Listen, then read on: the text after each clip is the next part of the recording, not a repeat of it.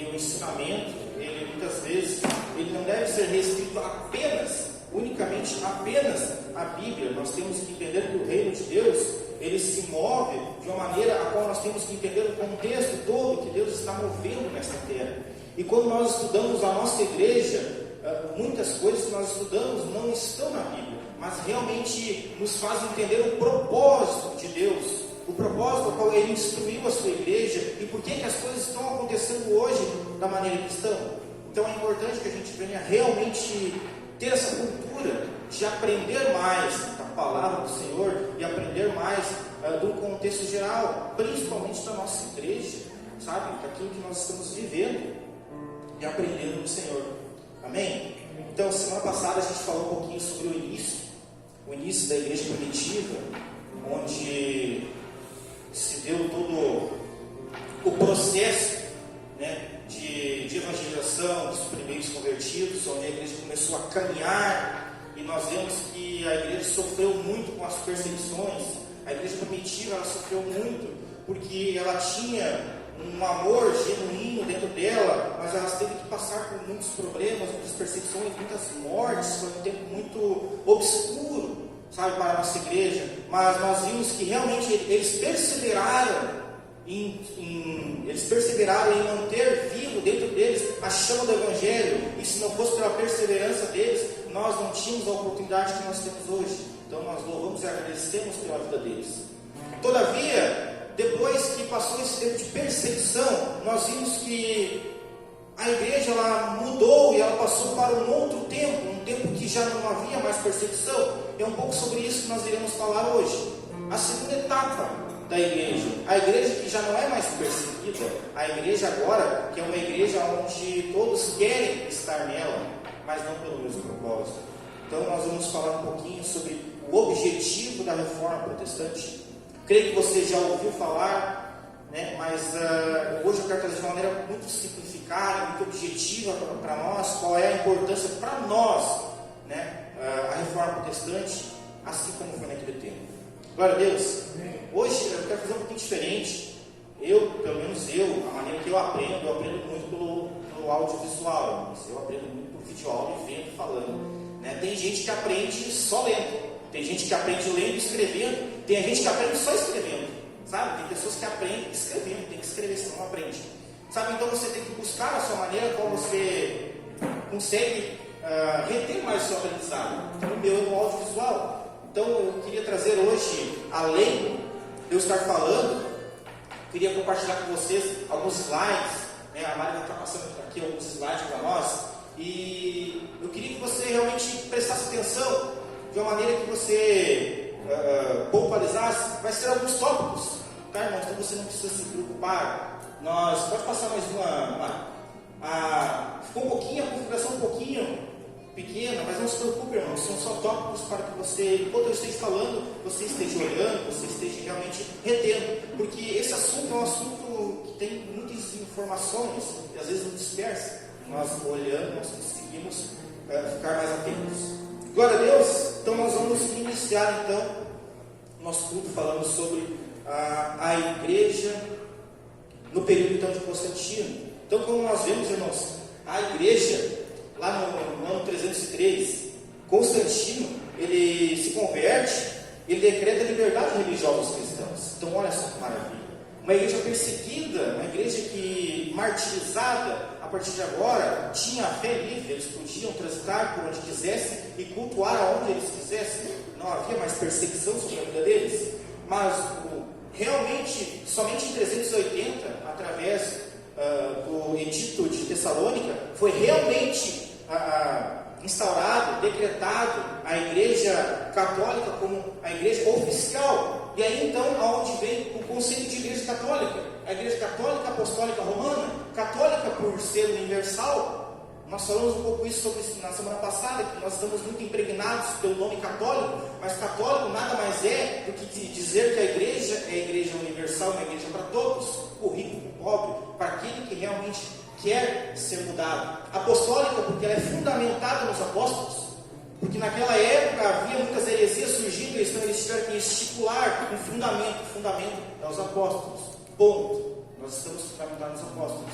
e romana, porque a partir deste momento, né, foi decidido que a Igreja Católica ela foi fundada em Roma e seria a Igreja oficial de Roma. Então agora, o Estado e a Igreja andam lado a lado. O Estado, ele usa a sua força para fazer teologia, ele usa todo o seu status para trazer mais pessoas para dentro da igreja. Então o Estado realmente ele se junta com a religiosidade. Pode passar mais, né? E nós vemos aí então que multidões começam a aderir ao cristianismo. Só que multidões começam a aderir, só que o imperador ele vê que na realidade o império ele já não tinha mais aquela glória de séculos passados. Ele vê na igreja a oportunidade de trazer novamente e afirmar novamente o domínio do seu império. Então a pureza do Evangelho, a qual nós vimos que existia na igreja primitiva, a igreja perseguida, a igreja martirizada, mas havia uma pureza dentro deles, a pureza do Evangelho, agora já não tem mais essa pureza, porque agora a conversão ela já não é pelo novo nascimento, mas ela é por um favor imperial, porque agora o imperador, o Estado, é católico, apostólico, romano, então você precisa ser. Sabe, isso nós vemos muito nesses tempos. Sabe aquela pessoa que você pergunta qual a sua religião e ela não sabe o que dizer, então ela diz que é católico. Sabe, e muitas vezes não é falta de entendimento, é uma cultura que veio desde essa época, você precisava ser católico.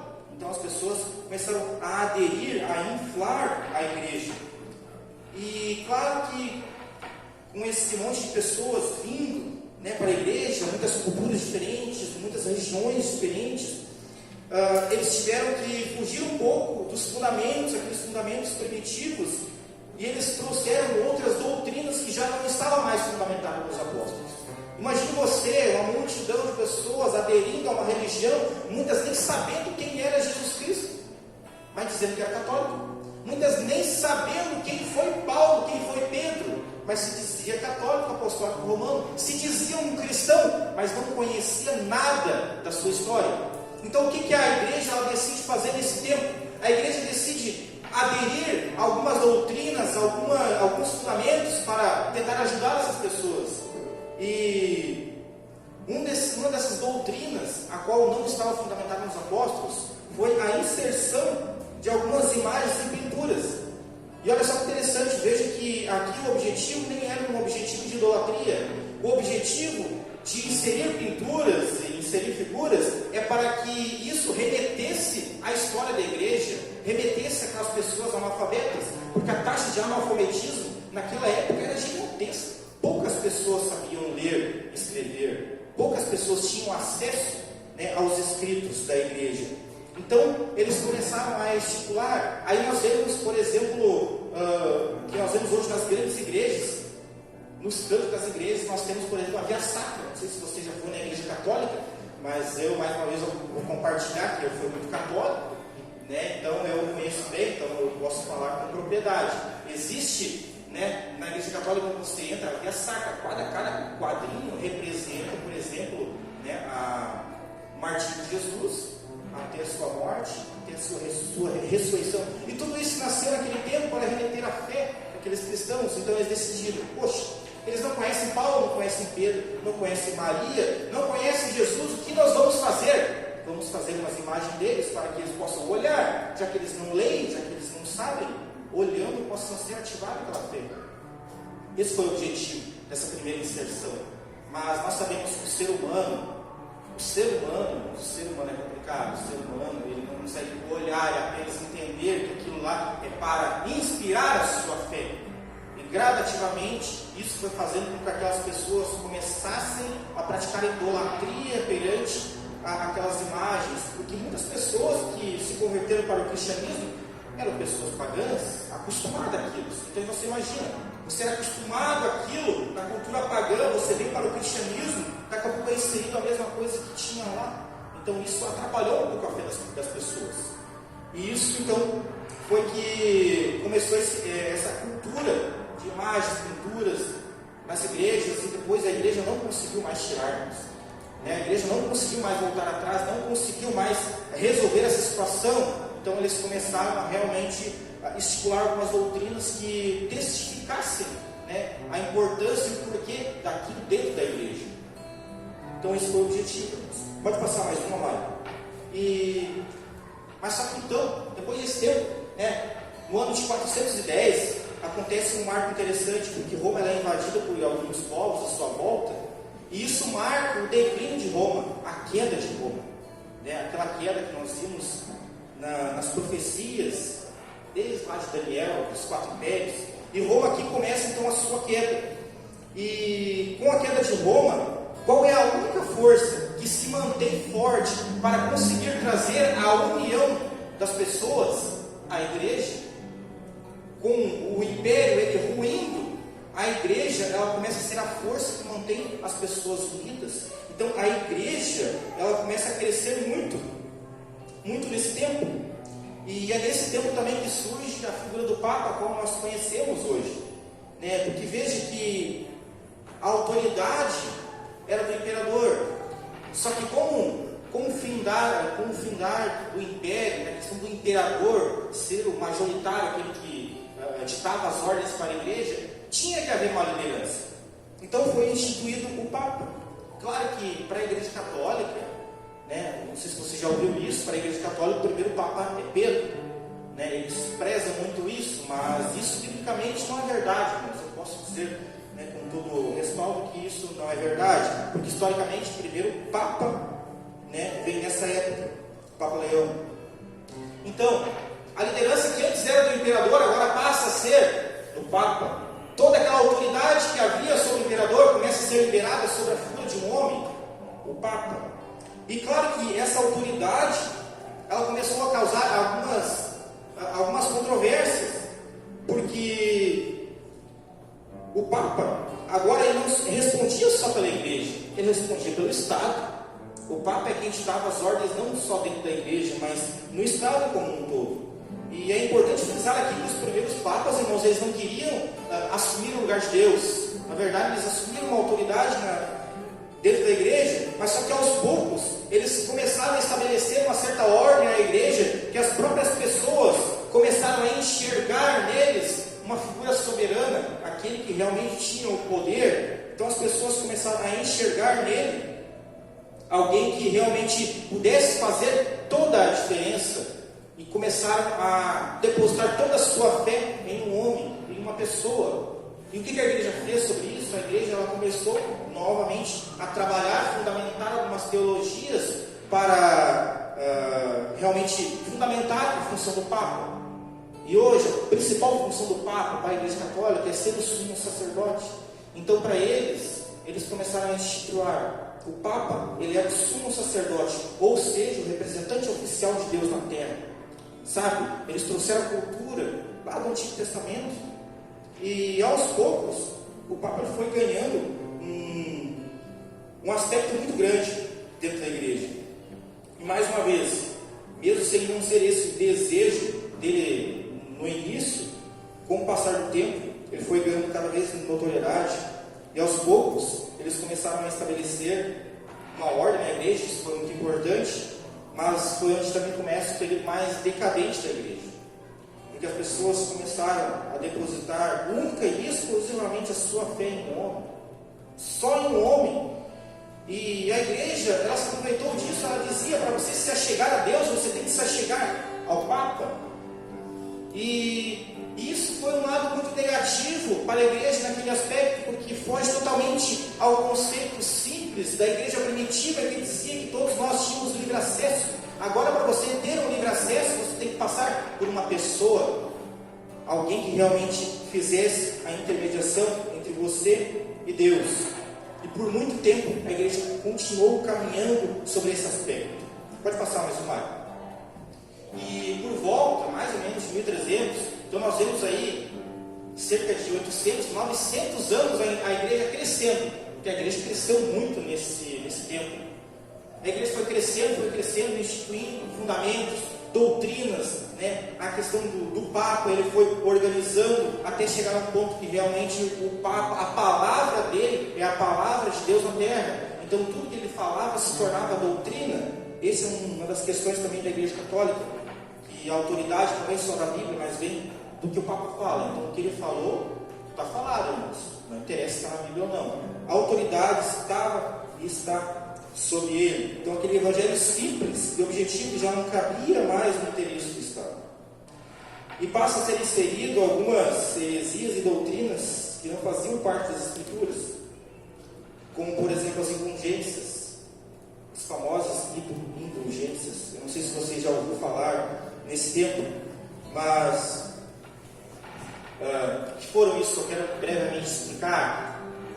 Isso, eles diziam que, por exemplo, quando você morresse, você passava por um estágio intermediário. Passava não passa, porque para a Igreja Católica o purgatório é uma das principais doutrinas dela. Então o purgatório é um estágio intermediário. Você morre, você tem dois tipos de pecados: pecado mortal e pecado venial. O pecado mortal você não passa pelo purgatório, você já está condenado. O pecado venial é aquele que, quando você morre, você vai para o purgatório e ali você fica um determinado período expurgando seus pecados, sofrendo, a sua alma fica sofrendo para que ela possa ser livre, liberta, para atingir a salvação. Esse é o objetivo, então, do purgatório. E essa foi uma das principais doutrinas daquele tempo. E uma doutrina que, claro, não tem nenhum fundamento bíblico, pelo contrário, se nós vamos analisar o Evangelho, Jesus ele fala sobre isso, diz que não existe como ter um estágio intermediário, muito menos no purgatório. Então essa foi uma das principais heresias daquele tempo, uma das principais heresias. Depois, no final, eu quero passar alguns contextos teológicos, umas doutrinas católicas para nós. Pode passar mais uma?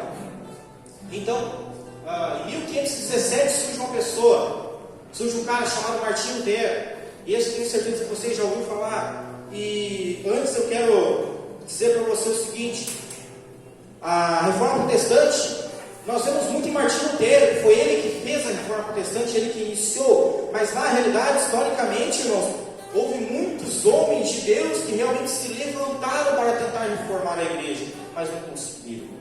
Então a gente vê muito a imagem de Lutero por ser um reformador, mas nós temos que também dar crédito a muitas pessoas que vieram antes de Lutero, que prepararam um caminho para que Lutero fosse o reformador.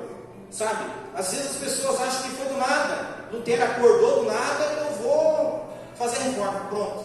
Não foi isso que aconteceu. Durante muitos séculos, muitos homens foram se levantando contra a igreja, principalmente os pais da igreja, como nós vimos também semana passada. Eles se levantaram tentando trazer a igreja para o caminho correto, mas eles não conseguiram combater as lideranças nesse tempo, as lideranças nesse período. Então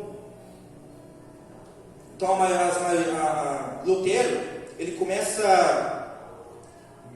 Lutero, primeiro, ele foi um monge. E o interessante é que as pessoas acham que Lutero ele era contra a igreja católica, mas eu quero dizer para você uma coisa, irmãos. Lutero, ele era católico, ele amava a igreja católica. Às vezes a gente tem uma visão errada de Lutero, dizendo que ele queria ser rebelde, dividir a igreja. Se tem uma coisa que Lutero não queria fazer, era dividir a igreja.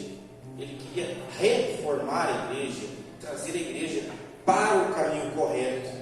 E a principal crítica dele era realmente as indulgências e a soberania do Papa, que estava sendo destruída, depositada naquele lugar. E a história diz então que quando ele estava ensinando sobre Romanos 1,7, ele se deparou, depois de tantas leituras, um texto tão conhecido, ele se depara então com um texto que dizia: o justo viverá pela fé. E a história diz que Lutero teve um encontro com Deus neste tempo. E aqui eu quero chamar a atenção de você para essa questão de ter um encontro com Deus. Às vezes a gente fica achando que para nós termos um encontro com Deus, automaticamente tem que haver algo sobrenatural acontecendo. E assim como Lutero, nós temos que ter em nossa mente que o nosso encontro com Deus, na maioria das vezes, deve ser pela palavra. A palavra de Deus. Então veja, algo tão simples, uma leitura tão simples, mas fez Lutero abrir os olhos. E foi nesse momento que ele teve um encontro com Deus. Alguém erudito, entendido da palavra, mas teve um encontro com Deus em Romanos 1,17. Justo viverá pela fé. Algo tão simples, né? Tão simples para nós, mas foi o que Deus usou para abrir os olhos daquele homem. Então ele percebeu que a salvação não vinha através de sacrifícios humanos, mas sim daquilo que Jesus havia feito na cruz, por mim e por você. Que a salvação realmente é um dom gratuito de Deus. Ele baseou muita da sua teologia em cima disso, que a salvação é um dom gratuito de Deus, irmãos. Sabe, então ele abriu os olhos, ele viu que a igreja estava caminhando por um caminho de perdição. As pessoas já não estavam buscando mais a Deus, as pessoas estavam totalmente longe de Deus. Por quê? Porque a igreja estava cobrando muitos aspectos, muitas doutrinas, onde para você se chegar a Deus, irmãos, você tinha que passar por muitos atalhos, muitos caminhos. E aqui mais uma vez eu não quero de maneira nenhuma jogar pedras na igreja católica, né? Como eu disse antes, eu vivi muito tempo inserido nesse contexto. Eu quero dizer para você, eu só estou aqui hoje, nesse lugar, por causa de um católico. Por causa de um católico, um amigo meu, que era um católico, vou dizer para você, irmãos, mais crente que muitos crentes. Católico, mas mais crente que muito crente. Então, eu respeito muito aquele que está na igreja católica, sabe? Porque muitas vezes ele não conhece a sua origem, né? Porque é difícil realmente você conhecer toda a origem, né? Mas eu só estou aqui por causa do católico, então eu falo aqui com todo o amor e carinho. Mas nós temos que realmente entender que o que é errado, ele precisa ser dito, ele precisa ser liberado sobre nós. Amém? Então a igreja católica realmente trouxe um tempo muito obscuro para a igreja. E Lutero, então, ele teve os olhos abertos, ele viu que principalmente as indulgências estavam causando algo muito triste nas pessoas, muito triste, porque naquela época, era a época que estava sendo construída a Basílica de São Pedro, a qual até hoje tem em Roma. Então começou a ser construído naquele tempo, e eles começaram a arrecadar muito dinheiro, e uma das maneiras de arrecadar dinheiro foi através das indulgências. Então eles cobravam do povo: você quer realmente ter a salvação, ou buscar a salvação por um parente seu, você tinha que pagar indulgências. Hoje não existe a indulgência, mas hoje existe a questão da oração pelos mortos. Hoje se tem muito isso, né? Você precisa orar para um ente seu, para que realmente ele consiga sair do purgatório e atingir a salvação. Mas naquele contexto era pagando, literalmente pagando. Sabe, pessoas, irmãos, sabe, historicamente é incrível, irmãos, mas pessoas davam todas as suas propriedades para a igreja. Foi daí onde a igreja se enriqueceu tanto, porque as pessoas, elas davam propriedades, porque é muito fácil você dar algo em troca de algo espiritual. É muito fácil, irmãos. Eu tenho certeza, se hoje nós tivéssemos a oportunidade de dar alto valor por uma bênção, nós daríamos, irmãos. Não interessa quanto nós daríamos, é mais fácil. Mas agora, ter uma transformação de dentro para fora, isso é mais difícil. Isso requer uma mudança, e a gente não quer mudar. A gente não quer mudar. E isso foi o que a igreja católica se apropriou muito e se enriqueceu muito através das indulgências. Então Lutero, ele publica então as suas 95 teses. E o interessante é que ele publicou as 95 teses. Pode passar mais uma lá. Ele publica as suas teses, e o objetivo não era trazer a desunião. O objetivo de Lutero era realmente trazer um debate para aquelas pessoas, porque naquele tempo, para você que era instruído, a maneira qual você convidava alguém para o debate era realmente você colocando na porta de algumas escolas, algumas igrejas, um convite: olha, eu estou convidando você para um debate. E assim as lideranças se reuniam e debatiam sobre algum assunto. E foi exatamente isso que o Lutero fez. Ele realmente fez as suas 95 teses, aquilo que ele entendeu que estava errado na sua igreja e que ele queria melhorar na sua igreja, reformar a sua igreja. E ele então prega essas 95 teses, né, na porta da igreja do Castelo de Wittenberg. E ele prega essas teses, convidando essas pessoas, esses religiosos, convidando: olha só, eu estou convidando você para nós debatermos sobre algumas condutas da nossa igreja que está errado. O povo está perecendo pelas nossas mãos, e nós precisamos fazer algo pela nossa igreja. Ele amava a sua igreja, irmãos, ele amava a igreja católica, e ele queria fazer algo contra isso, então ele publica as 95 teses. E claro que a liderança da igreja não aceitou. A liderança, o Papa, claro que eles não aceitaram, porque as 95 teses, elas são fundamentadas, baseadas em cima das indulgências e da soberania do Papa. Onde Lutero, ele abriu os olhos e ele entendeu que, poxa, não pode a gente estar realmente dependente de uma pessoa para eu me chegar a Deus. Não pode, se ele tem uma autoridade, ele precisa fazer uso dessa autoridade para fazer nós chegarmos a Deus, e não ao contrário. Ele precisa usar dessa autoridade para trazer mais unidade na nossa vida e não castigarmos com tantas doutrinas. Então Lutero, ele prega as 95 teses. Lógico que eu não vou trazer as 95 teses aqui para você, mas eu trouxe 4. Sei que está bem difícil para você ler. Eu trouxe 4 teses, que eu acho muito interessante. Queria ler com você, ler 2 com vocês. Eu acho muito interessante a 27. A 27, Lutero diz o seguinte: pregam doutrina humana os que dizem que, tão logo tilintar a moeda lançada na caixa, a alma sairá voando do purgatório para o céu. Isso, Lutero, ele escreveu isso porque naquela época tinha um camarada chamado Tetzel, que ele foi enviado pelo Papa para realmente fazer a coleta das indulgências em toda Roma. E aquele camarada, ele dizia para as pessoas, irmãos, que todo aquele que realmente dessas indulgências, cada vez que a pessoa depositasse uma moeda dentro do gasofilácio, era uma alma que saía voando para o céu do purgatório. Ele dizia isso, e Lutero ficou tão indignado com isso, que isso foi a base para a sua 27ª tese. Tanto que depois da reforma, irmãos, esse camarada, ele foi expulso da igreja. O próprio Papa viu que não tinha mais caminho para ele, porque as pessoas, ao ver isso, eles realmente entenderam: poxa, o que nós estamos fazendo com a nossa vida? O que nós estamos fazendo? Então essa foi uma tese que realmente surgiu efeito, mesmo contra, mas surgiu efeito.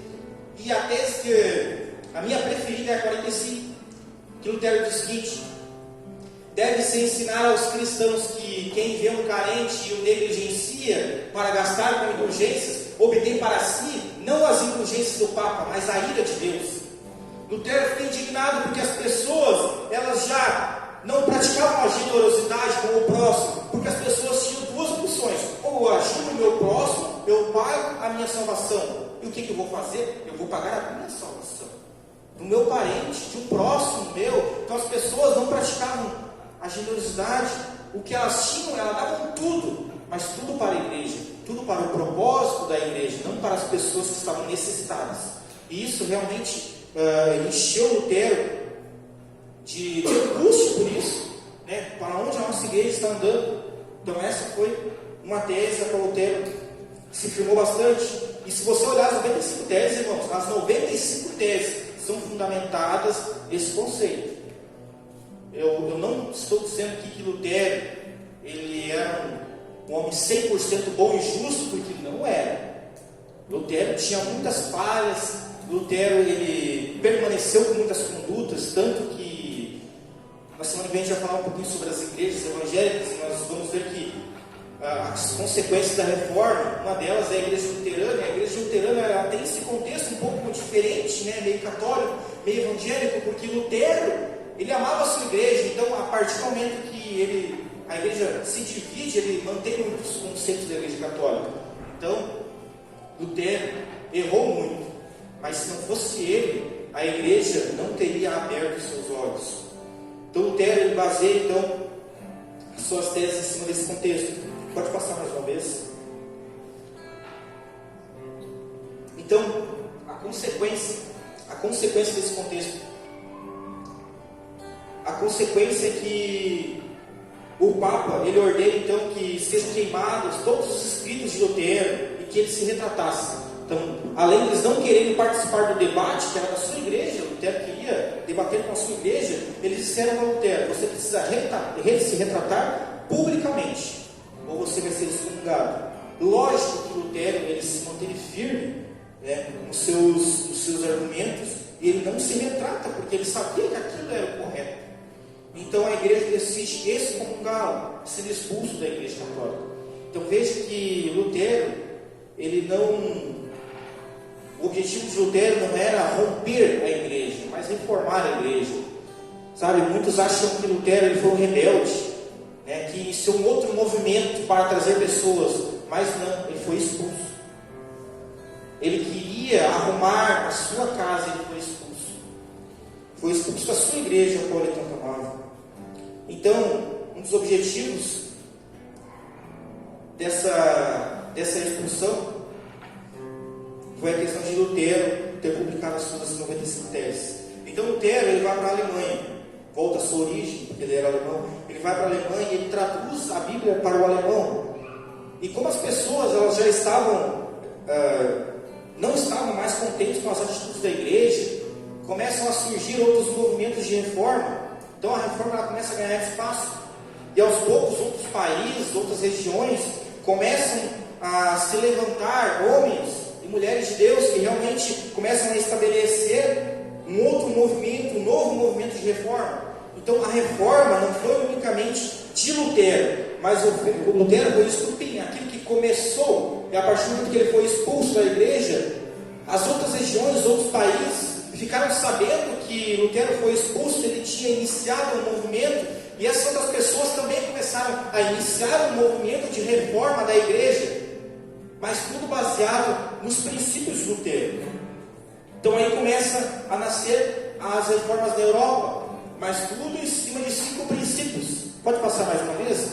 Os 5 fundamentos da igreja, os 5 solas. Eu creio que você já ouviu falar nos 5 solas. Nós caminhamos em cima desses fundamentos. Os 5 solas que nasceu na reforma, que diz o seguinte: sola fide, somente a fé; sola gratis, somente a graça; solos Cristo, somente Cristo; sola Deo glória, glória somente a Deus; e sola Escritura, somente a Escritura. Esses foram os 5 fundamentos que realmente embasaram a reforma protestante, e até hoje, irmãos, são a base da igreja evangélica, a base da nossa igreja. Nós caminhamos em cima desses 5 pontos, principalmente no contexto de sola Escritura. Foi algo bastante combatido pela igreja católica, porque a igreja católica não tem só a Escritura como doutrina, né? Tem vários outros contextos. Então, algo interessante que começou a acontecer, um sistema de educação para todos começou estabelecido. A Bíblia começou a ser traduzida para várias línguas. Então as pessoas começaram a ter acesso a ela, porque naquela época, irmãos, pouquíssimas pessoas tinham acesso à Bíblia, porque naquele momento a Bíblia já estava canonizada, já estava fechada, o cânon já estava pronto, mas nem todos tinham acesso, porque por um bom tempo a missa ela era feita em latim, e muitas pessoas não sabiam latim. Então as pessoas ouviam apenas um balbuciar, era a missa. Eles não sabiam nem aquilo que estava sendo falado, né? O latim é algo que surgiu muito, principalmente na igreja ocidental, e uma língua qual realmente foi por muitos séculos sendo a base da liturgia da igreja católica. Mas então em 1555, finalmente, a igreja protestante ela ganha o seu direito de seguir a sua religião. A partir desse tempo, a igreja protestante já não é uma igreja fugitiva de alguns rebeldes. A partir deste tempo, já é consolidado que a igreja protestante ela é uma religião e tinha o direito de seguir a sua religião, de seguir aquilo que ela acreditava, em cima dos 5 fundamentos, os 5 solas da igreja. E foi nesse tempo, então, que começou a se levantar outros reformadores, como João Calvino e entre tantos outros, que começaram a trazer uma teologia baseada nos princípios da Bíblia. E aqui começa a nascer um novo tempo da igreja, um tempo onde a igreja começa a caminhar em cima da Bíblia, um tempo onde a igreja começa a sair de algumas doutrinas vãs, de alguns conceitos que foi estipulado lá pelos romanos, e começa a voltar para a Bíblia, começa a tentar voltar lá para o evangelho simples da igreja primitiva.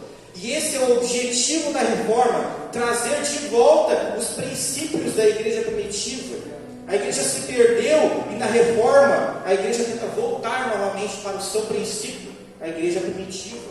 E hoje nós caminhamos em cima dos princípios dos apóstolos. Hoje, em cima dos princípios dos apóstolos que nós caminhamos.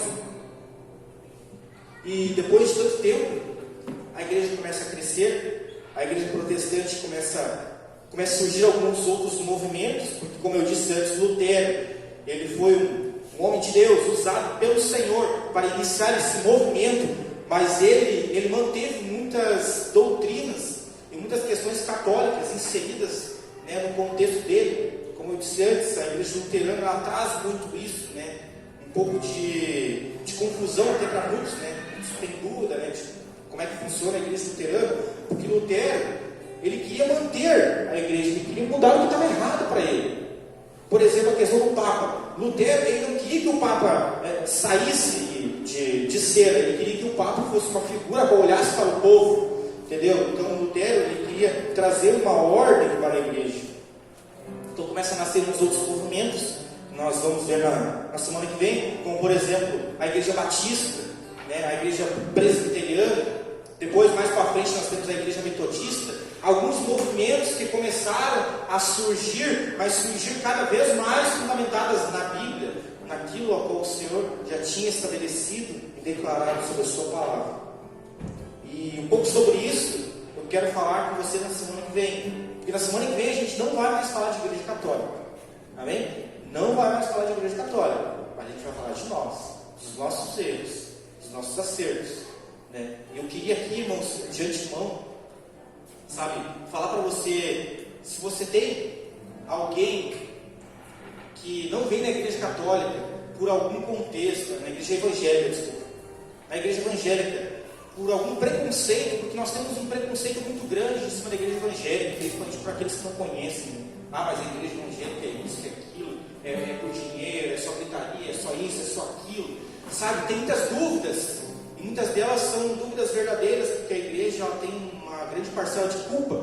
E a semana que vem a gente vai trabalhar um pouco sobre isso, o movimento pentecostal. A gente vai entender o que é o tal do movimento pentecostal, o movimento da igreja evangélica, sabe? Então, se você realmente tem alguém que tem dúvida, tem um preconceito com a igreja, né, convide essa pessoa, que essa pessoa vai ter um esclarecimento sobre o que é uma igreja evangélica e o que não é uma igreja evangélica. Tem igrejas evangélicas aí, irmãos, e só Jesus na causa. E eu vou falar delas, tá, irmãos? Então venham preparados. Se você tem alguma dúvida, venha preparado. Pode passar, Mário, mais uma? Irmãos, eu trouxe aqui só a título de curiosidade. Sei que você não vai conseguir enxergar muito bem, tá? Mas algumas doutrinas católicas. Como eu disse antes, irmãos, eu estive muito tempo envolvido nisso, então eu tenho propriedade para falar. E tem muitas doutrinas que foram instituídas em cima de contexto que não está na Bíblia. Sabe, por exemplo, a fonte de autoridade. A fonte da autoridade da católica não é só a Bíblia, mas são as tradições católicas, os pronunciamentos dos papas, os concílios, tudo que a Igreja Católica vai fazendo de estudos, de doutrinas, isso vai tendo como fonte de autoridade. E sabe, isso foi um dos motivos que me fez sair da Igreja Católica. Sabe por quê? Porque quando eu fui para a Igreja Católica, eu fui realmente com um anseio, eu queria conhecer mais de Deus, conhecer mais da Bíblia. E eu percebi que na Igreja Católica a gente não lia muita Bíblia. E eu queria tirar algumas dúvidas, e a gente falava muito sobre a questão de nos achegarmos a Deus, mas na realidade, para nos achegarmos a Deus, eu tinha que rezar um terço, eu tinha que dobrar o joelho e rezar, né, 50 Maria, 10 Pai Nosso, um creio, né? Então eu tinha que fazer todo um processo, e aquilo começou a pesar muito em mim. Poxa, mas sabe, eu tinha dúvidas que não eram saciadas. Por quê? Porque a Bíblia muitas vezes ficava em segundo plano, porque muitas doutrinas eram tidas como doutrinas primárias. Doutrinas, por exemplo, de alguns santos, de Maria. Veja no contexto de Maria. De Maria é uma divindade, mediadora oficial de Jesus. Os católicos acham que nós não gostamos de Maria. Irmãos, se tem algum evangélico que não gosta de Maria, irmãos, você precisa se converter. Nós, evangélicos, irmãos, nós realmente respeitamos. Poxa, como não vamos respeitar Maria? A maior mulher que já existiu, a escolhida do Senhor. Como nós não vamos gostar de Maria?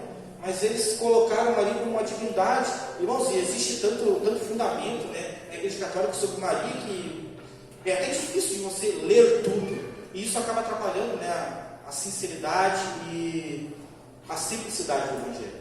Então isso foi o que mais me ansiou. E assim como diz a palavra, né, o Senhor deixou as 99 e foi lá me buscar. Então hoje eu estou aqui, né, irmãos? Então eu creio que mais uma vez nós não estamos jogando pedras sobre ele, mas nós estamos jogando palavras de entendimento sobre a vida de cada um deles, sobre a vida de cada pessoa que está lá e não conhece a sua doutrina. Tem pessoas que estão inseridas em uma religião e não conhecem a sua doutrina. O que mais me indigna, irmão, se você quer seguir uma doutrina, siga, mas conheça o que você está seguindo. Conheça. Se você conhecer e quer seguir, amém, você vai estar respondendo para Deus. Você já conhece. Mas aqueles que não conhecem é mais difícil, irmãos. E eu não vou entrar em detalhes com todos eles, mas a salvação é algo também muito contraditório. O sacerdócio do Padre, a ceia do Senhor é algo muito, muito diferente da nossa, porque a ceia para os católicos é um milagre de transubstanciação. É algo bem complicado, irmãos. A Bíblia Católica tem 7 livros a mais. É interessante isso, que esses 7 livros a mais não são livros do capeta. Tá, irmãos? Você tem muito crente que acha, né? A Bíblia Católica é muito capeta porque tem 7 livros a mais. Não, irmãos, esses 7 livros são livros que são livros históricos. Eles são deuterocanônicos ou apócrifos, que são livros que têm uma autoridade, mas uma autoridade histórica, não fundamentada nos princípios da autoridade divina a qual foi feita o cano. Então esses livros, como por exemplo Macabeus, tem 2 livros de Macabeus, são 2 livros interessantes, porque contam a revolta dos Macabeus, né, lá naquele período de silêncio que eu falei semana passada, né, de Malaquias a Mateus, os 400 anos. Macabeus conta a história, né, da revolta lá que o Império Grego queria tomar o templo. Então é algo interessante para você ter uma história, mas o restante da Bíblia é igual a nossa. Então se você tem uma Bíblia católica e quer trazer, não tem problema nenhum. O resto é a mesma coisa. Mesma coisa. Somente esses livros, né, para nós, para a igreja evangélica, não são considerados divinos. A intercessão dos santos, que ele tem poder de mediação, veio daquela época, que eu comentei antes, purgatório, o sofrimento temporário para se purificar, a justificação, que foi algo que Lutero bateu muito, né, que para a igreja católica não é um ato exclusivo de Deus, mas ele depende de uma cooperação de cada um. Então é algo que você coopera para a sua salvação. E o batismo de criança, que também para a igreja católica é remissão de pecados, nós não cremos nisso. Mais uma vez também é algo que muitos evangélicos criam, né, daqui a pouco um dogma, né, batismo de criança, que é algo também totalmente, né, coisa do capeta, mas não é, irmãos. Batismo de criança, simplesmente eles estão batizando porque eles creem que é para remissão de pecados, e nós não. Tá? Claro que existe um contexto um pouquinho mais profundo, mas se você tiver dúvidas, irmãos, eu queria dizer para você, se você tem alguma dúvida sobre esses contextos, irmãos, pode perguntar, né? Não tenha dúvida, pode perguntar, sabe?